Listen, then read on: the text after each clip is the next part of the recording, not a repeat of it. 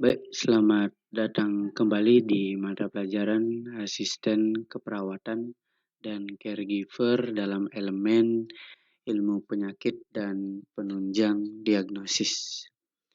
Pada kesempatan kali ini kita akan membahas tentang sistem pernapasan.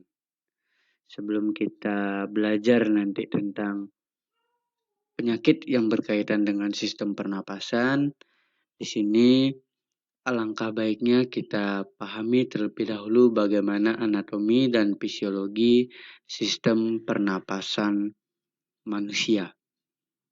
Jadi tujuan pembelajaran kali ini yaitu nanti peserta didik dapat memahami anatomi dan fisiologi sistem pernapasan.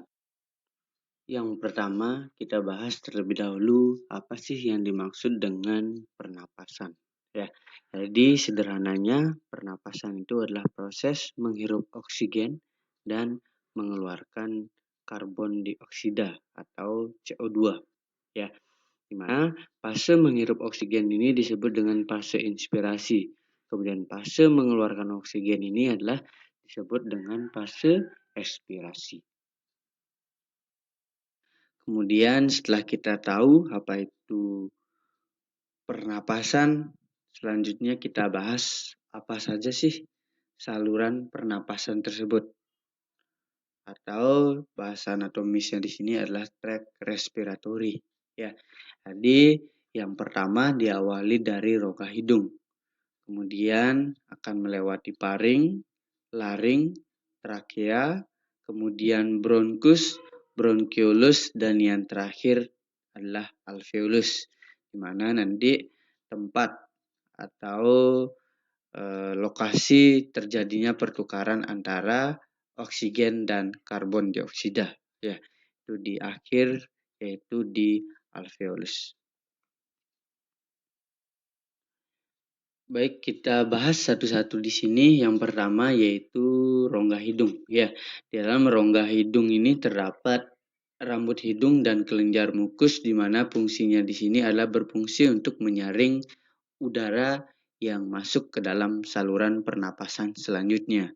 Jadi, hidung di sini berperan sangat penting di dalam menyaring debu, kuman, bakteri yang masuk ikut bersama dengan udara nanti.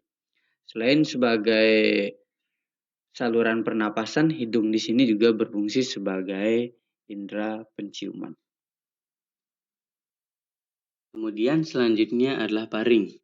Paring ini adalah persimpangan antara saluran pernapasan dengan saluran pencernaan. Ya, jadi di sana saluran pernapasan nanti mengarah ke tenggorokan, kemudian saluran pencernaan nanti akan mengarah ke kerongkongan. Yang nantinya yang mengatur masuknya nanti udara atau makanan di sini nanti ada peran epiglotis yang nanti letaknya itu adalah di dalam laring. Ya, untuk saluran selanjutnya adalah laring. Laring ini istilahnya sering disebut dengan pangkal tenggorokan, ya, di mana di dalam laring di sini terdapat epiglotis dan pita suara. Epiglotis ini fungsinya adalah sebagai katup. Ya, jadi inilah katup untuk mencegah masuknya makanan ke saluran pernapasan. Jadi ketika kita mengkonsumsi makanan, katup ini menutup tenggorokan, ya, agar makanan tersebut tidak masuk ke saluran pernapasan.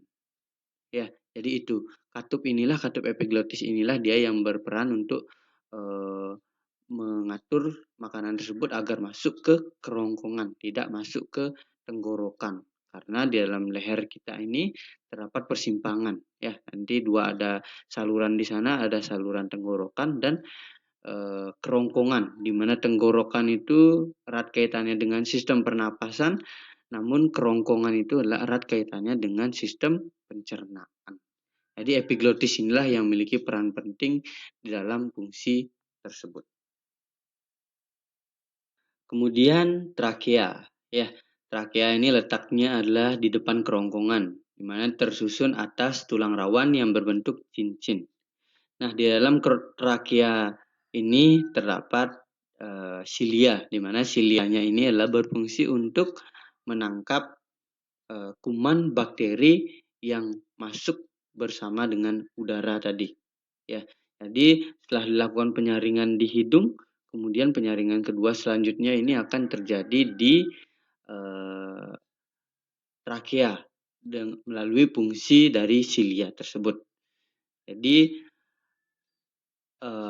respon alamiah tubuh yang muncul di sini adalah biasanya bersin, batuk. Itu adalah respon alamiah tubuh ketika terdapat bakteri atau kuman yang masuk ke dalam sistem pernapasan. Oke, untuk selanjutnya adalah bronkus.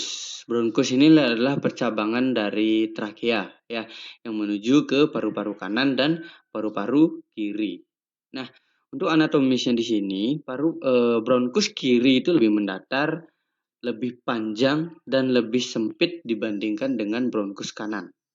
Ya, itulah kenapa paru-paru kanan kita atau paru-paru orang yang mengalami masalah itu yang sering terkena adalah kanan. Karena bronkus kanan ini anatomisnya dia lebih lebih terjal, kemudian lebih lebar dan lebih pendek. Jadi salah satu alasannya itu karena anatomis bronkus tersebut, ya. Kemudian percabangan dari bronkus ini dinamakan bronkiolus. Ya, jadi bronkiolus kiri dan bronkiolus kanan. Di mana bronkiolus kanan ini nanti akan menuju ke 3 lobus paru. Kemudian bronkiolus kiri ini akan menuju ke 2 lobus paru. Kemudian selanjutnya di sini adalah alveolus. Nah, seperti penjelasan di awal tadi bahwa alveolus ini adalah tempat nanti pertukaran antara oksigen yang kita hirup kemudian dengan karbon dioksida nantinya yang akan kita hembuskan atau dalam fase ekspirasi. Ya, kemudian oksigen yang nanti telah berada di alveolus kemudian nanti akan berikatan dengan hemoglobin. Hemoglobin inilah nanti yang akan beredar di peredaran darah kita untuk memenuhi kebutuhan sel akan oksigen nantinya. Kemudian ada paru-paru. Ya, paru-paru kita ini jumlahnya sepasang yaitu paru-paru kiri dan paru-paru kanan. Atau bahasa anatomisnya di sini adalah pulmo. Ya, pulmo kiri itu pulmo sinistra, kemudian pulmo kanan itu adalah pulmo dextra. Nah, kemudian untuk jumlah lobus paru-paru kanan itu ada 3. Ya, 3 lobus. Kemudian pulmo kiri atau pulmo sinistra ini terdiri dari 2 lobus. Ya, di paru-paru inilah letak dari alveolus tersebut. Alveolus ini jumlahnya sangat banyak ya, sampai jutaan buah alveolus yang terdapat di dalam paru-paru kita.